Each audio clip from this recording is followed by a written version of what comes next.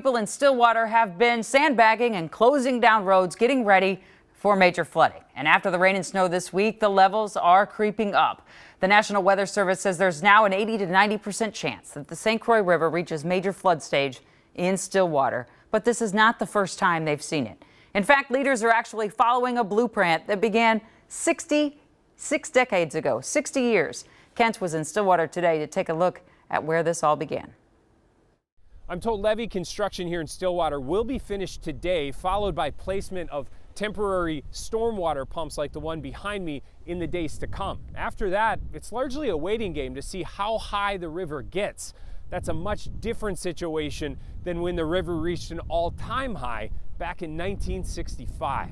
There were trucks backing up with sand. There were people all over. It was raining. It was miserable. Forecasting then was, Tom Sweeney spent Holy Week 1965 trying to plug holes in a makeshift levee as he watched the St. Croix River swamp Stillwater's historic lift bridge. Frantic is the word I could say. Tom and hundreds of other teens from throughout the region were bussed into downtown by the National Guard and worked in shifts 24/7 to keep Main Street from flooding. We slept in the armory up the hill.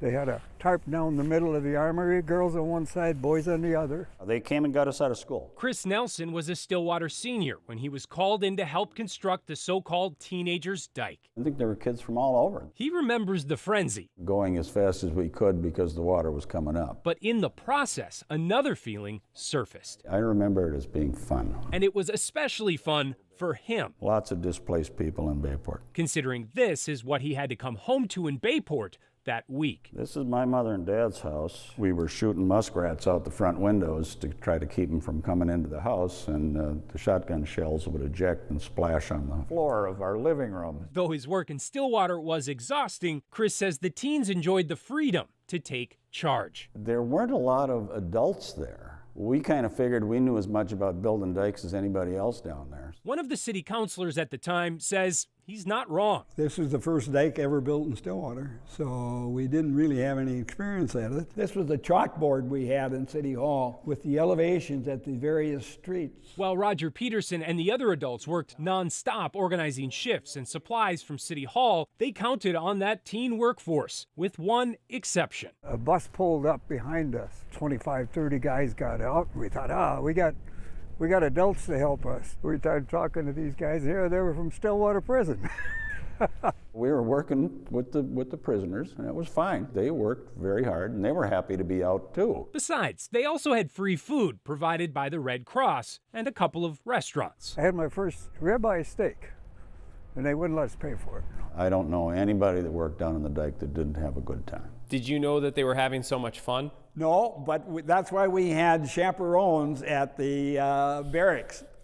We didn't want them to have too much fun. And it certainly worked. By Easter Sunday, the river crested and the dike held. Without the teenagers, we'd never gotten the dike built. After the crest, many teens received special tokens of thanks. St. Croix River Record Crest Teenagers Dike, Stillwater, Minnesota, 694 feet above sea level. I had never seen one of these until today. But Chris says he'll take the priceless memories over a coin any day. You guys did help save the town. I don't know that we went into it thinking we're going to save the town. It was a really cool thing to do. We were just having fun, saving the city at the same time.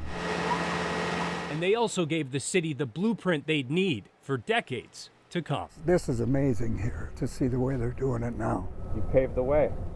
Well, I didn't. I helped. Thank God I was able to. I just hope to heck that record's unbroken.